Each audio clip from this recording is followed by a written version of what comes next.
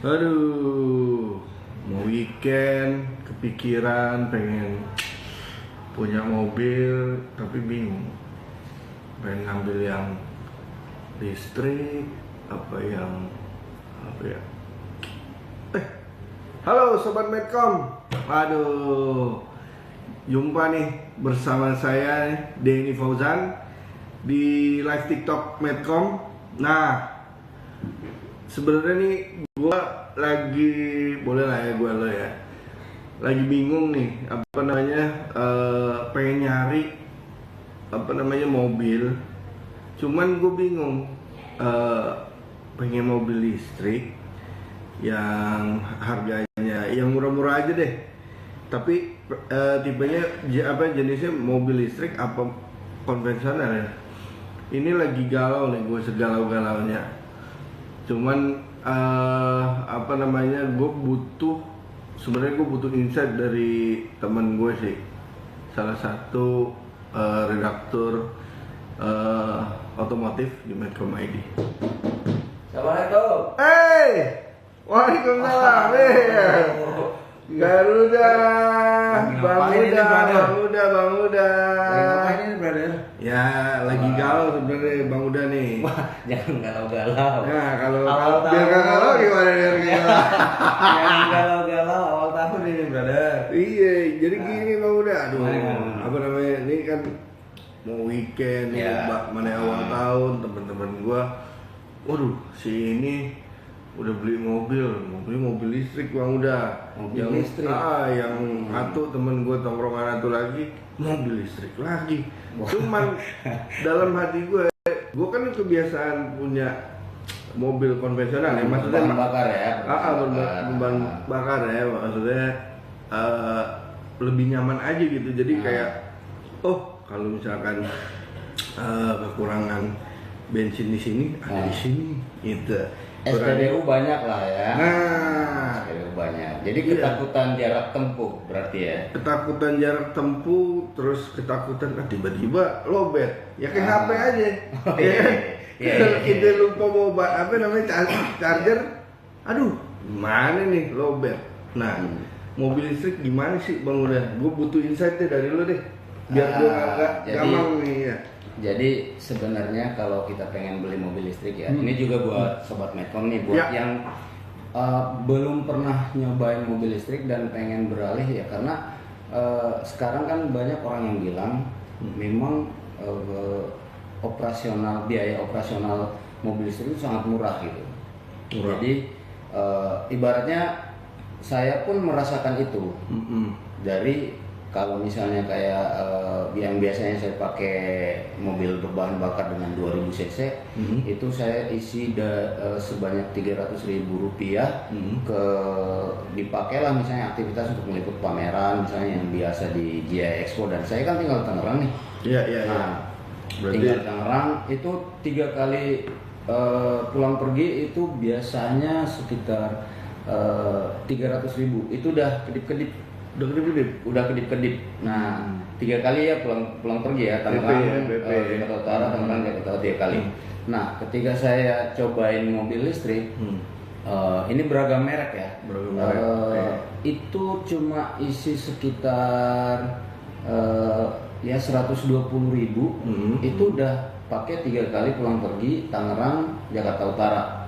Dan itu masih sisa sekitar 20%. Oke. Nah, itu hal yang kenapa orang tertarik untuk pindah ke mobil listrik. Tapi ada tapinya nih. Kenapa tuh? Jadi tapinya itu masih banyak orang yang ketakutan dengan menggunakan mobil listrik, terutama jarak tempuh, terutama soal lamanya pengisian baterai. Betul. Nah, karena kan kalau kita ngisi baterai itu nggak semudah dan nggak secepat ngisi bensin gitu. Cuman ya prosesnya antri mungkin 5 menit, terus isi bahan bakar 2 menit kali ya. Nah, sementara mobil listrik itu nggak kayak gitu. Nah, itu ketakutannya. Tapi tetap aja orang penasaran nih, akhirnya membeli mobil listrik. Nah, ya saya sih dari pengalaman menggunakan mobil listrik ya, yang pertama kali ini beragam merek karena kita nyobain beragam merek ya. Berarti lu udah ngerasain yang dari yang harganya murah sampai harganya mahal itu ya, gitu ya. Nah, yang pertama kali harus dicobain itu dan di awareness soal mobil listrik itu ada calon pengguna nih. Misalnya lu bro pengen beli mobil listrik, lu harus tahu nih spesifikasi mobil listrik lu yang pengen memang dibeli gitu. Kayak misalnya nih kapasitas baterainya berapa. Kan rata-rata kalau kebanyakan ya mobil listrik yang bisa dibeli sama orang Indonesia dan kebanyakan yang mobil listrik yang ada di jalan raya itu kapasitas baterainya itu ya ada sekitar dari 30 kWh, ada juga di bawah itu, cuman kebanyakan sih di atas 30 ya, 30 kWh sampai di ya katakanlah sekitar 80-90 kWh gitu. Dan 30 kWh itu ya dia kan juga akan mengikuti dengan dimensi kendaraannya kan. Dimensi kendaraannya kalau biasanya kecil juga ya baterainya cenderung kecil karena bobot kendaraan juga nggak terlalu besar lah ya. Jadi jarak tempuh bisa disesuaikan dengan itu dan rata-rata sih ya 300 km sampai ya mungkin ada di bawah 300 banyak kayak mobil-mobil berdimensi kecil itu biasanya di bawah 300 cuman ada long range-nya gitu. Long range-nya itu biasanya di atas 300 atau 300 lah kilometer. Berapa tuh? Biasanya berapa tuh? Biasanya berapa yang beredar di pasaran ya? Yang banyak sih kalau kita lihat mobil-mobil kecil ya yang di bawah 30 kWh lah ininya. Dan itu harganya ya ada yang di bawah 200 juta. Tapi dengan adanya perubahan nilai pajak tahun 2026 nih, nah itu kayaknya ada beberapa kenaikan. Cuman kalau yang diproduksi secara lokal itu kayaknya nggak terlalu signifikan lah harganya. Mungkin masih banyak lah yang di bawah 200 juta gitu. Nah, hal yang pertama tadi kan bingung, gue bingung dah sebenarnya. Gue tadi kan lu kasih insight baterainya nih. Dari apa namanya ketahanan baterai ya. Gitu. Nah, ibaratnya gini deh. Buat ini kan sobat Medcom banyak yang anak muda nih. Ya buat anak kuliah, anak SMA lah, pokoknya anak kuliah deh, banyak deh. Nah, ketika dia taruhlah mau dibeliin mobilnya sama orang tuanya atau syukur-syukur beli mobil sendiri. Nah itu better langsung ke yang baterainya kuat tahan lama itu atau cukup yang di bawah. Gini, kita harus menyamakan persepsi dulu bahwa menggunakan mobil listrik itu rata-rata sih sebenarnya ketahanan baterai itu bisa sampai 8 tahun. 8 tahun. Kenapa banyak mobil listrik itu digaransi baterai itu lumayan panjang? Karena recycle energi yang yang masuk dan keluar dari baterai itu tidak sebesar recycle energi yang ada di motor listrik. Nah, kalau motor listrik itu beda lagi, bro. Kalau motor listrik itu biasanya recycle-nya cepat, jadi cepat keluar, cepat masuk karena kapasitas baterainya juga kecil kan, paling 1 sampai 3 kWh gitu. Nah, kalau mobil itu karena dia selnya banyak, sel baterainya banyak dan itu ada di bawah, makanya dia cenderung lebih panjang. Nah, kalau ketakutan kita, wah tahan sampai berapa tahun nih? Itu jangan kita spend, kita udah beli, kita udah nyicil, aduh ternyata boncos juga. Nah, tapi gini, kalau kita beli mobil listrik, mindsetnya itu seperti kita membeli gadget. Mindset kita membeli gadget itu kan ya sudah pasti otomatis 2-3 tahun baterai biasanya drop. Nah itu kalau gadget ya. Tapi kalau di mobil itu baterainya tidak secepat itu juga dropnya. Kecuali kalau misalnya memang mobil ini dipakai untuk kerja keras, misalnya dipakai untuk taksi. Nah biasanya 3 sampai 4 tahun mungkin ada penurunan performance dari baterai itu loh. 3 sampai 4 tahun. 3 sampai 4 tahun. Itu kalau dipakai kerja keras ya, yang memang alur kerjanya, alur dia aktif nih baterai untuk menyuplai terus diisi itu memang non stop gitu loh. Dalam satu hari ya mungkin dia bisa kalau kita 24 jam ya dia mungkin bisa sekitar 18 sampai 20 jam itu dipakai bekerja gitu. Nah, itu ketakutannya. Nah, ketika kita udah mantap, betul. gue pengen beli mobil listrik tipe ini, merek ini gitu. Ya misalnya lu pengen mobil listrik tipe ini, gue pengen yang MPV misalnya. Pokoknya mobilnya itu harus muat untuk keluarga gue. Misalnya anak-anak gue juga bisa ikut. Misalnya kalau ada saudara yang datang juga bisa ikut. Nah, biasanya memilih mobil yang mobil listrik yang jumlah barisnya itu kapasitas muatnya itu lebih banyak untuk keluarga gitu. Iya. Nah, ketika memilih itu kan kalau di Indonesia ini pilihan MPV listrik itu jenis listrik itu belum terlalu banyak lah ya. Nah, karena kan kebanyakan yang ada di mobil ke SUV, mobil SUV. Nah, yang mobil-mobil yang cuma 2 baris gitu. Nah, kalau memang kebutuhannya memang untuk keluarga ya it's okay. Kalau misalnya mantap. Nah, biasanya ini kapasitas baterainya juga ada di atas 50-60 kWh lah, karena kan dia bodinya juga gede, jadi dia butuh kapasitas yang lebih besar. Dan mengingat orang Indonesia suka melakukan perjalanan luar kota bersama keluarga, jadi dia juga biasanya jarak tempuhnya itu panjang gitu.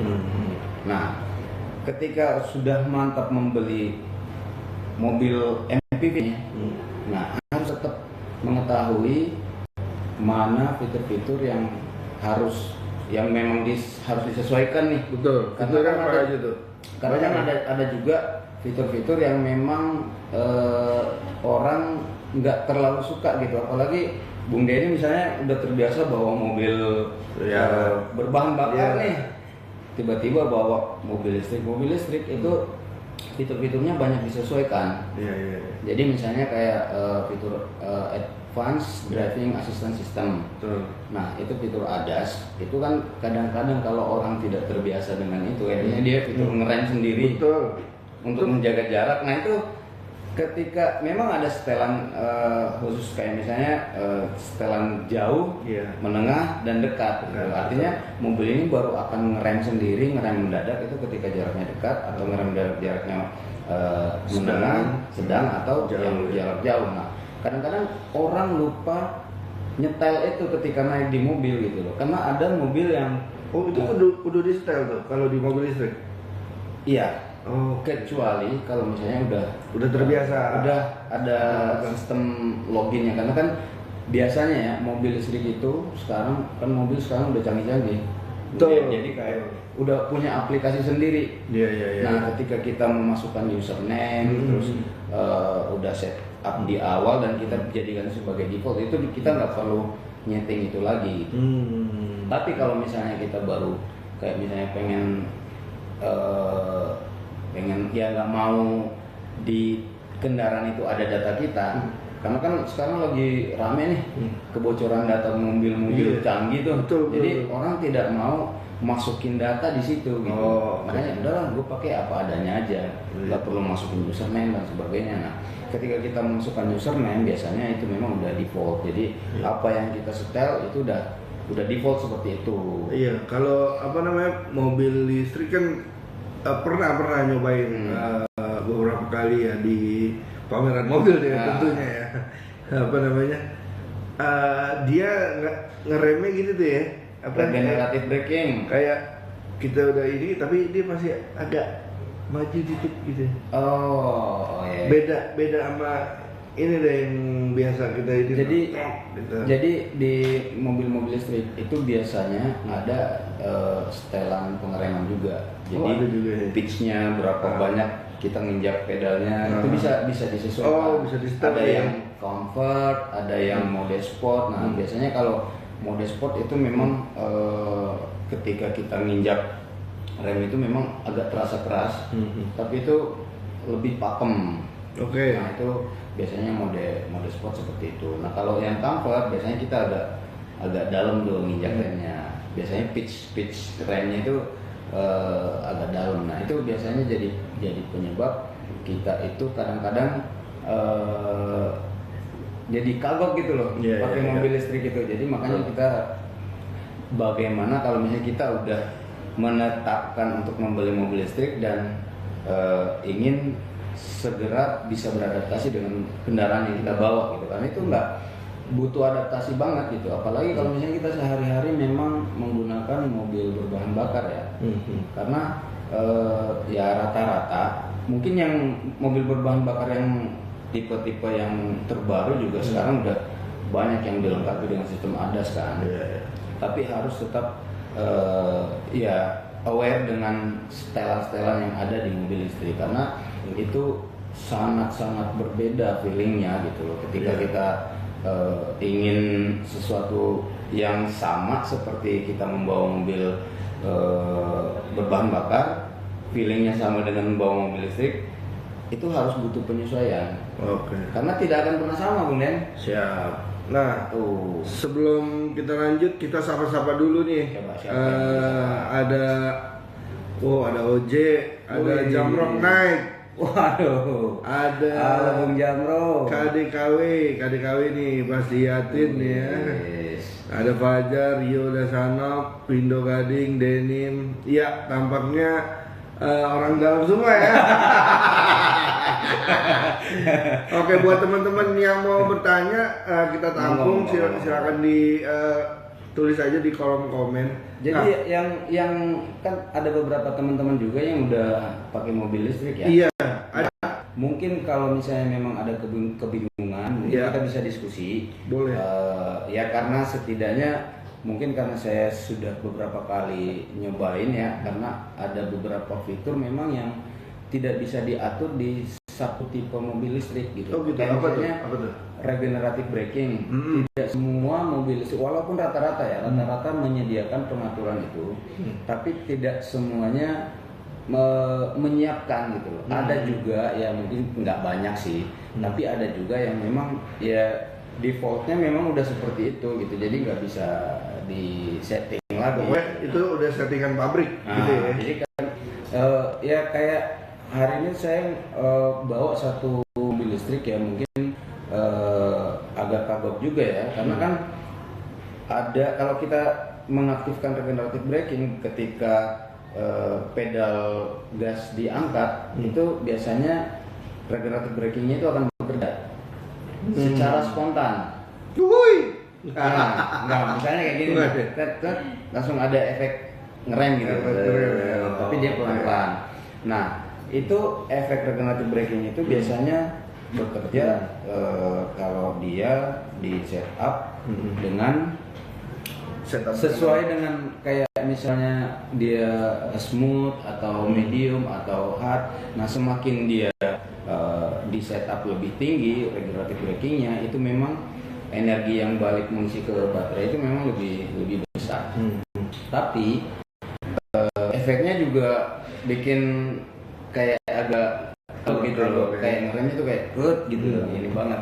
Nah, ya kalau gue sih biasa nyetingnya di medium ya, karena memang itu membantu banget gitu buat efisiensi bahan bakar dan sebagainya gitu. Tapi ya kalau misalnya memang ada yang membeli mobil listrik dan fitur itu tidak ada ya, kadang-kadang memang kita yang harus menyesuaikan. Tapi Bang, sepengalaman lo test drive itu apa namanya, kan kalau gempuran pasti dari merek China banyak ya, banyak ya. Tapi ada juga yang dari negara lain juga kan, Korea juga banyak.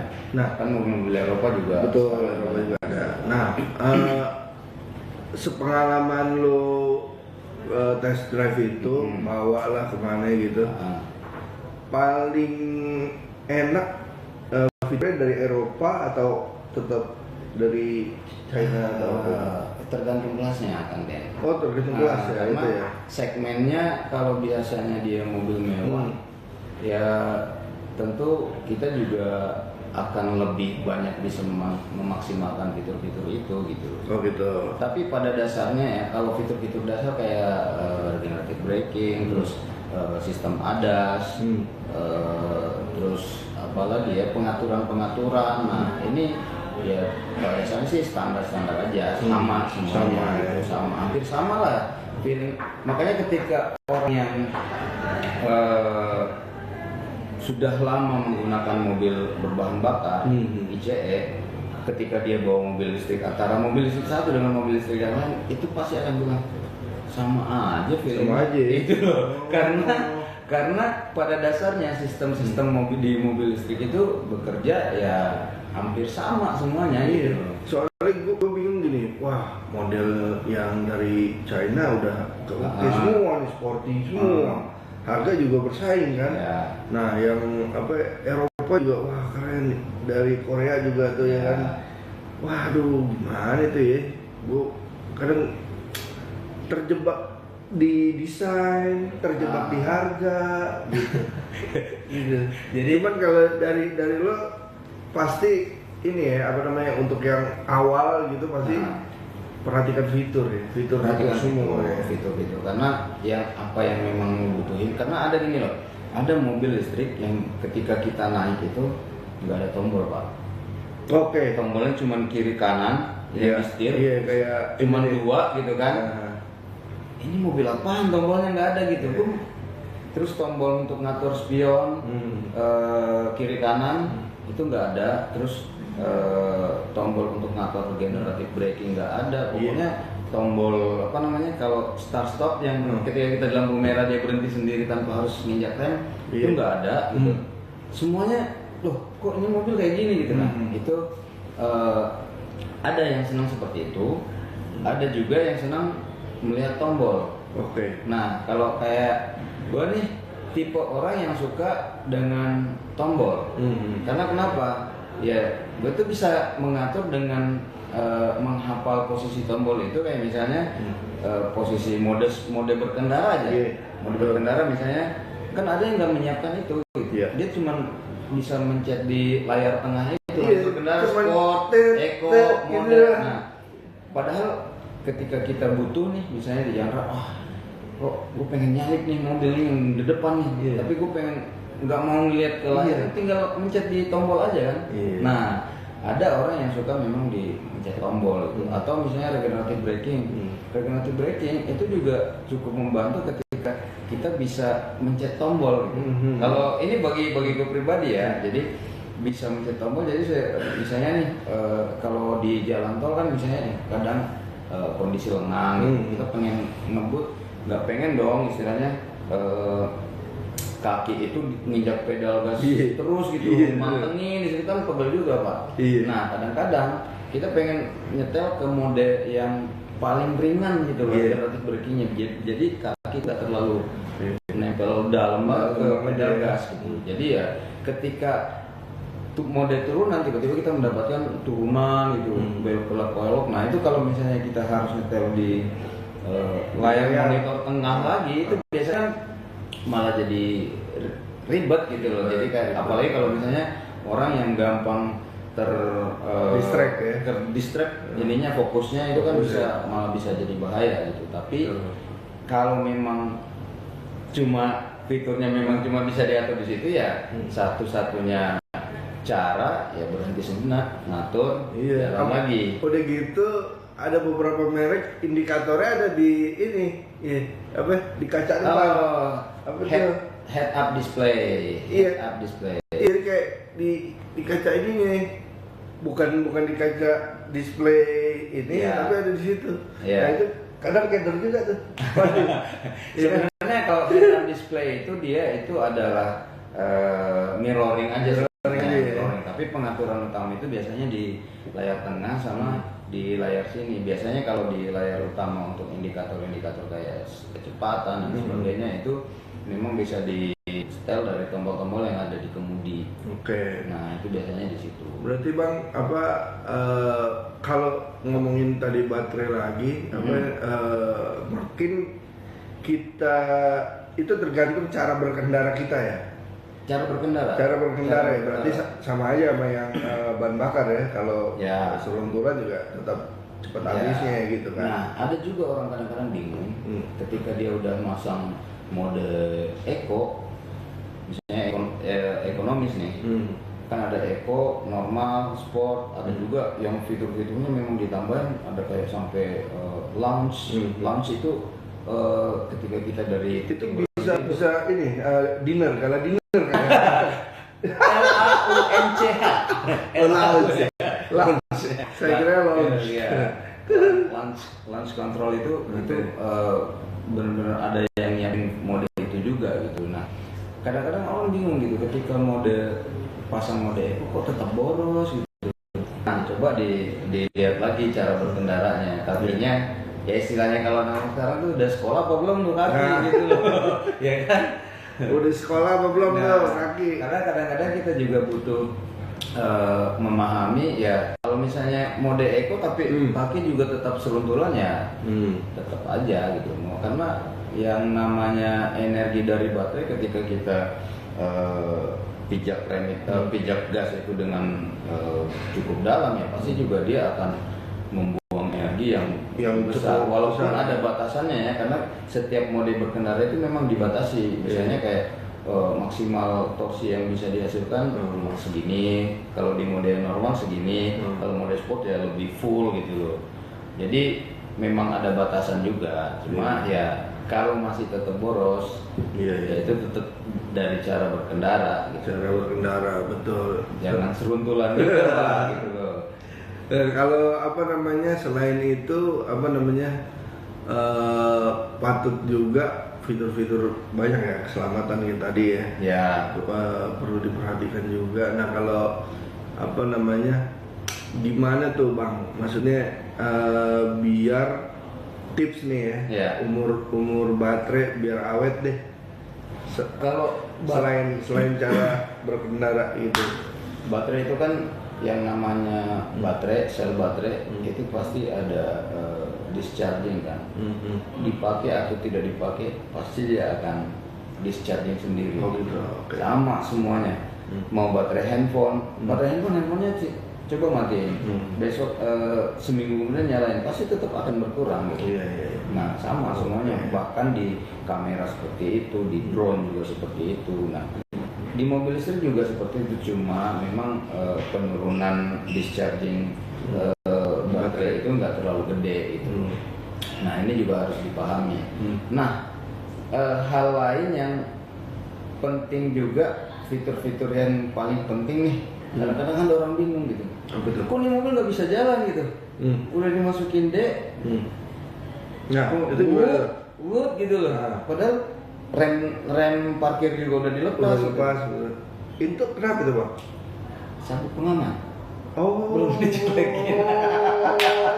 Nah, itu salah satu fitur keselamatan yang memang dikembangkan untuk ya mobil-mobil terbaru, terutama banyak ini yang gue lihat dan udah gue cobain di mobil-mobil listrik ya. Nah itu banyak wah ini rusak kali ini fiturnya lagi error atau gimana, padahal ya memang kalau selama ini belum diceklekin sabuk pengaman ya tetap nggak bakal jalan mau sampai kapan pun gitu. Tetap ya safety ya. Safety itu fitur-fitur yang seperti itu yang harus dipelajarin ya sebelum, apalagi misalnya kayak Kang Denny misalnya udah mau gue bingung nih, gue budget udah ada nih sekitar 300 jutaan gitu, tapi ya pengen mobil yang lebih affordable lah buat gua, cocok dengan hobi gua, cocok dengan ya bisa pakai bareng sama keluarga gitu. Nah, ya harusnya sih memang memilih yang ada di rentang harga itu gitu loh. Tapi kalau misalnya khusus untuk MPV kayaknya belum ada Kang Den. Oh gitu. Di bawah 300 kayaknya belum ada buat MPV ya, karena kan rata-rata MPV baterainya gede kan. Pasti. Nah, karena mereka memang setup mobil itu untuk bisa dipakai perjalanan jauh dan bisa mengangkut kapasitas orang itu lebih banyak. Nah, kalau kapasitas orang lebih banyak dan baterainya kecil, nggak bakal laku kan, Den? Iya, gitu. Jadi ya hal-hal yang seperti itu yang harus diperhatikan. Oke, kita baca pertanyaan netizen ya. Siapa aja tuh nanya tuh? Nah nih Bang, mobil listrik kalau dibawa pas hujan aman kagak? Nah ini nih, Takut meleduk tau apa takut setrum? Waduh, kompor kali. Kompor kali. Jadi gini, pernah ngalamin ya, karena jalan ke rumah saya tuh dulu ya, itu bukan dulu banget sih, ada setahun lalu lah. Ya. Setahun lalu, awal 2024 itu sempat hujan gede, dan itu airnya udah sekitar 50 cm. Oke. Ketinggian air ya. ya. Nah, kebetulan waktu itu bawa mobil listrik jenis MPV. MPV. Tinggi ininya berapa ya? Tinggi rasio MPV ya sekitar nggak nyampe 200 sih. 200 ininya ketinggian dari ininya ya. Nah, yang sempat saya khawatirin tuh, karena kan mindset ini nih, mindset mobil bahan bakar nih. Betul. Wah, gimana ya kalau misalnya ini kelelep apa gimana ya gitu. Nah, yang pertama ada di otak tuh baterai bisa error nih. Iya. Tapi karena ada di dalam daerah komplek, ya nggak terlalu khawatir lah gitu. Walaupun mungkin error di situ yang akses untuk towing dan sebagainya masih deket lah, masih terjangkau lah. Nah, akhirnya nyobain, mobil-mobil pada berhenti kan deh. Ya karena penasaran pengen nyobain, udahlah gitu loh. Nyobain, dan itu dengan ketinggian sekitar 40-50 cm genangan airnya, dan ya memang ada apa namanya sensor-sensor yang ada di bodi itu nyala semua. Nyala, jadi di dashboard tuh keluar semua tuh gitu. Nah, ini ya ketika melibas itu, selama apa namanya mobil ini cuman melaju, nggak terendam sampai masuk ke kabin dan sistem elektronik di dalam situ ke baterai juga ya, itu masih aman sih, karena itu pengalaman sendiri, dan itu udah sepertiga 3/4 ban ya, 3/4 ban itu ukurannya udah hampir tenggelam itu bannya. Dan itu ya alhamdulillah tuh mobil masih tetap jalan, dan ya memang pada saat melibas genangan air itu dia memang sensor pada nyala, tapi besoknya udah normal semua. Berarti karena kan dia ngebaca gelombang riak-riak air gitu. Nah, itu dibaca sebagai objek yang bergerak. Ada yang kalau misalnya ombak dari aliran sebelah membaca ke kita itu gitu. Kayak gitu. Nah, tapi kalau dibilang meleduk atau korslet, kemungkinannya kecil lah, karena itu pasti udah cuman memang ada batasannya, tapi batasannya dia lebih tinggi. Karena kenapa? Dia nggak punya knalpot, Pak. Dia nggak punya saringan inlet buat ke pembakaran ke ruang mesin gitu. Itu jadi ya cenderung lebih aman lah. Ini ada lagi nih dari Lenny, kayaknya dari jauh banget nih orang ini. Bang, kalau perawatan mobil listrik lebih murah nggak dari mobil bensin BBM? Kalau perawatan ini, setahu aku malah lebih murah, karena apa yang dirawat? Nggak ganti oli. Iya. Tuh, nggak ganti oli nih. Nggak ganti oli. Oke. Terus tapi kalau rem ya itu memang diganti. Kalau kaki-kaki ganti ya? Ganti ya. Karena pada dasarnya kalau di kaki-kaki kayak misalnya ban, rem, wiper, terus aki juga diganti loh. Dia tetap punya aki kecil untuk yang fitur-fitur yang menggunakan tegangan 12 volt. Kering? Ya, kering. Kering. Cuma posisi aki mobil listrik itu susah, Pak. Kadang-kadang ada yang ngumpet di mana gitu. Berarti aki perlu diiniin juga nih. Aki perlu. Berapa sih? Kalau aki kan ininya penggunaannya sih lama lah, sekitar 2 tahun. Sama ya sebenarnya. Sama lah ini ya. Karena aki kalau di mobil berbahan bakar kan aki ikut membantu untuk nyalain mesin kan. benar. Nah, kalau di mobil listrik, aki itu cuma membantu untuk fitur-fitur yang menggunakan tegangan 12 volt. Nah, itu. Berarti juga usia aki juga tergantung pemakaian juga Ya. ya kan. Cuma kalau bisa dibilang mana komponen yang dirawat di mobil listrik itu yang biasanya cepat aus, nah itu biasanya ban. Bannya kenapa? Bobotnya mobil listrik biasanya lebih besar karena ada baterainya lebih berat kan. Berarti dia kalau perawatan yang kayak oli itu nggak terlalu ini emang nggak ada ya gitu ya. Nggak ada ganti oli, nggak ada ganti busi. Lebih banyak juga di kaki-kaki pengereman tuh brake gitu ya tadi ya. Kalau wiper mah tinggal beli di ini juga banyak gitu kan. Nggak terlalu. Ya itu makanya kalau kita bicara soal biaya perawatan mobil listrik itu apakah lebih mahal atau lebih murah, ya justru bisa dibilang lebih murah, jauh lebih murah, karena ya nggak ada yang diganti di engine gitu. Dia nggak punya engine, dia cuma punya motor listrik. Yang motor listrik itu ya sama kayak kipas angin di rumah yang kita nggak pernah apa-apain gitu kan, colokin nyala gitu, paling bersihin doang. Iya, kalau sedikit bunyi kan gitu ya. Itu pun kosnya dikit juga paling kalau udah lama banget gitu. Udah lama banget. Udah muternya tak. Oke, ini dari Aisyah Imuk. Ini Bang, emang benar mobil listrik lebih ekonomis? Ya benar, tadi udah kita jawab. Jadi tadi kita perawatan yang saya kasih contoh. Terus pajak ya Bang, murah ya? Nah, pajaknya juga masih ada lah insentif-insentifnya, apalagi kalau mobil listriknya yang diproduksi di Indonesia ya. Diproduksi di Indonesia secara terurai, jadi diimpor secara terurai dan itu diproduksi di Indonesia, dirakit lagi di Indonesia. Nah, itu pasti akan jauh lebih murah lah. Lebih murah ya, ekonomis ya. Lebih ekonomis gitu. Ininya apalagi pajaknya kan kemarin sih kalau misalnya orang-orang aware dengan membeli mobil listrik di 2025 kemarin, insentif pajaknya masih lumayan tinggi gitu. Oke. Nah, tahun ini katanya di stop. Nah, itu. Bener tuh. Di stop. Bener. Ya, di stop. Jadi harganya harga normal. Pajaknya enggak pajak normal seperti ini juga ya, tapi dia ada beberapa keistimewaan yang dikasih, terutama yang kayak misalnya diproduksi secara dirakit secara lokal di Indonesia, itu juga tetap mendapatkan insentif.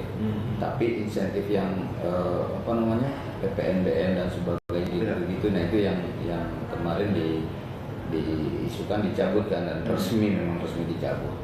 Nah, tapi kalau misalnya dia sekarang ada lagi regulasinya dan yang baru. Apa tuh? Penggunaan baterai.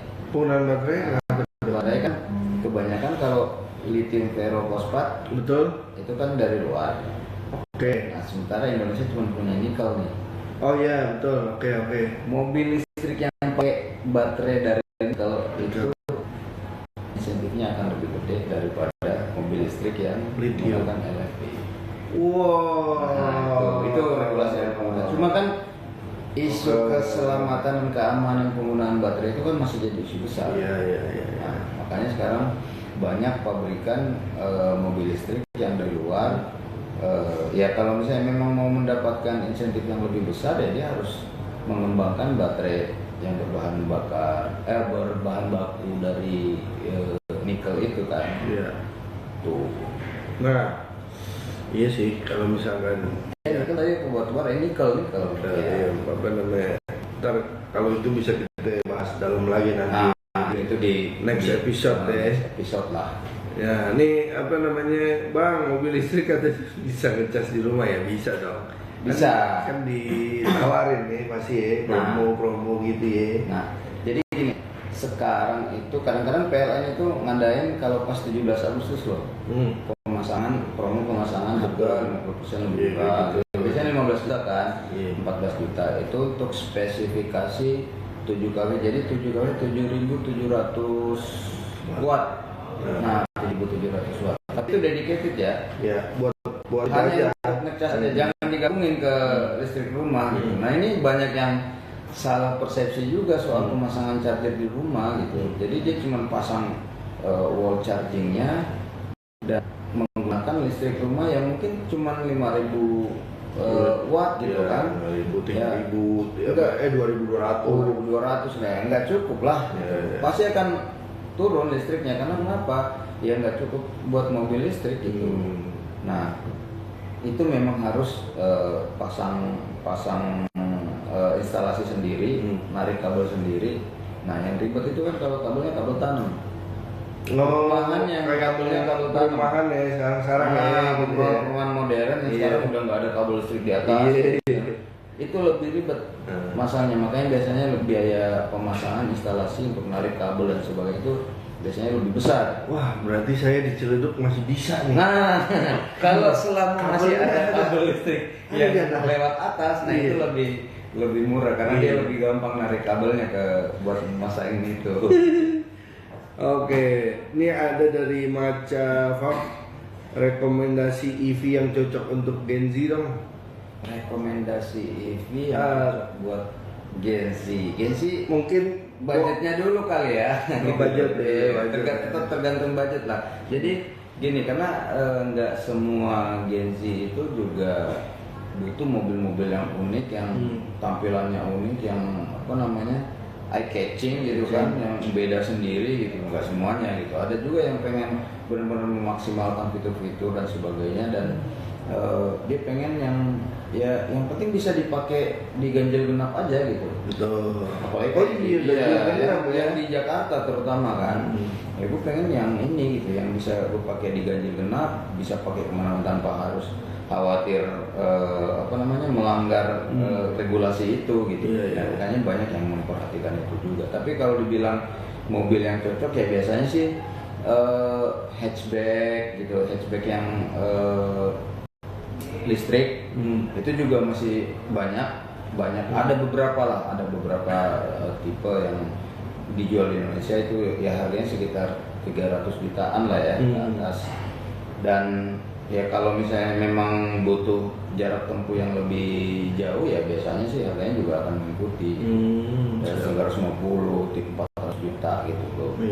Karena ya yang kembali lagi yang paling utama di mobil listrik ya adalah baterainya gitu. Semakin besar kapasitas baterainya maka akan semakin besar juga nilai jualnya gitu.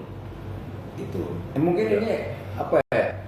Kadang-kadang juga Kang Den nih kalau misalnya memang dia dibeli mobil listrik, satu pesan saya kalau misalnya memanfaatkan fast charging. Fast charging Nah, kayak SPKLU, stasiun pengisian kendaraan listrik umum yang punya PLN. Nah, gitu.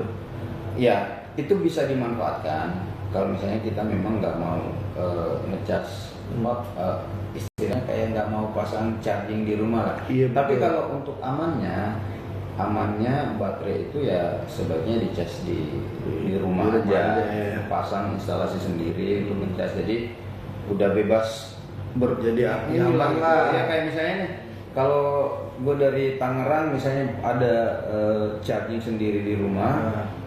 Kalau misalnya jarak tempuhnya sekitar 400 km ya, gue ke Jakarta, misalnya kantor nih, paling 20 kilo ya itu bisa dipakai berapa kali tuh. Ya kan, bisa seminggu lah ngecas lagi, tanpa harus khawatir untuk rebutan di SPKLU gitu. Kalaupun misalnya baterainya ini tinggal pas pulang ke rumah colok, udah. Tapi sekarang udah banyak juga kan di perkantoran, Banyak juga di perkantoran, SPBU. iya. Tapi juga ya kadang kalau misalkan kita lihat pagi juga masih ada antri kan gitu kan. Terus pergi sore itu udah banyak tuh karena dia besoknya daripada ini ngecas dulu deh gitu. Apalagi kalau udah barengan papasan sama mobil-mobil yang kapasitas baterainya gede gitu kayak taksi gitu, taksi listrik, wah itu kadang-kadang lama dia ngecasnya karena mindsetnya mereka tuh harus ngecas sampai 100%. Nah ini penting juga nih Kang Den, ngecas itu sebenarnya nggak perlu sampai 100%. Nah, sama kayak handphone, 80% itu udah cukup lah ya. udah cukup dipakai kemana-mana gitu. Karena misalnya kita bahkan ada beberapa komunitas ya yang mobil listrik itu menerapkan 30-80. Betul. 30 menit atau 80%. Mana yang tercapai lebih dulu. Jadi 30 menit ngisi SPKLU. Kalau misalnya memang udah sampai 30 menit ya udah jalan aja gitu loh. Jangan sampai ngalangin membuat antrian yang lebih panjang. Atau 80%. Kalau belum 30 menit dan udah 80% ya udah.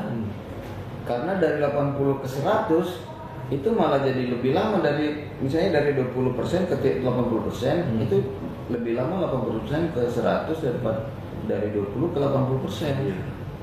Itu. Dan itu ya ini bukan ini ya, karena udah beberapa kali ngalamin misalnya gitu. Jadi ya paling memang 80, 85. Kalau saya sih lebih ngeliat speednya kan ya. Speed charging gitu kan di aplikasi SPKL itu kan kita bisa melihat, wah ini speednya misalnya kalau penerimaan yang bisa diterima sama baterai mobil yang kita pakai itu misalnya 60 kWh, 60 kW itu yang bisa masuk. Ya kalau misalnya memang masih 58 masih stay di situ 58 berapa, nah kalau misalnya dia udah turun 40, nah biasanya kalau dia turun itu mulai di atas 85% udah mulai turun tuh. 40 kW, ya 30 kW. Nah kalau udah mulai turun gitu udah mending cabut aja. Karena itu hitungannya udah penuh sebenarnya. Dan kita nggak perlu pusing-pusing dengan ini, apalagi kalau misalnya ada charging di rumah ya lebih baik yang kapasitas kecil, karena kita fast charging setiap hari itu juga turut membuat sirkulasi energi di baterai mobil itu kan lebih cepat tuh. Nah kalau itu tiap hari kita gunakan atau misalnya setiap ngecas kita fast charging gitu, itu justru akan membuat baterai health-nya juga turun cepat gitu. Nah, satu pertanyaan lagi nih dah. Sebelum kita tutup nih, satu pertanyaan lagi dari ini. Menarik nih. Om, izin nanya Om, mobil atau motor listrik perlu dipanasin nggak sih Om kalau lama nggak dipakai dan bika? Kalau lama nggak dipakai, kalau mobil bakar kan nyalain biar akinya soal. Kalau mobil listrik kan nggak ada yang idle gitu, ya? Nggak ada yang posisi idle. Jadi kalau misalnya kayak kipas angin, ya kalau dalam posisi mati ya udah mati aja gitu. Pas nyala ya udah dia langsung gerak-gerak gitu kan.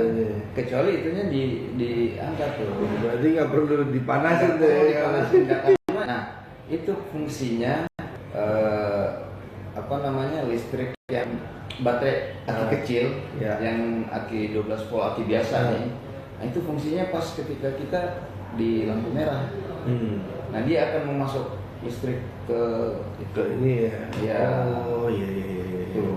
Karena biasanya baterai utama untuk menggerakkan roda ya ini memang itu untuk roda aja gitu, untuk menggerakkan roda aja. Jadi di odometer atau di hitungan kapasitas baterai dan jarak tempuhnya itu memang real seperti itu gitu loh. Iya, kan ada juga yang teknologi ketika mobil itu ngerem atau apa dia menghasilkan energi. Nah itu tadi yang kita bahas regenerative braking itu. Nah nanti untuk regenerative braking nanti kita bahas secara lebih jauh lagi lah. Setuju. Sebenarnya masih banyak yang perlu dibedah. Tadi juga gue dapat pengetahuan soal ADAS ya tadi ya. Terus regenerative braking, terus banyak lah soal perawatan tadi. Nah kayaknya nggak cukup di episode 1 doang ini. Tapi jadi mobil listrik kan? Jadi tinggal modalnya dulu nih. Modal sih ada nih, cuma tinggal gitu. Oke, sobat Medcom, Bang udah thank you banget. Nanti kita lanjut di kesempatan yang lain ya. Tetap kita ngomongin selaras dulu nih, kita ngomongin soal mobil listrik dulu nih ya.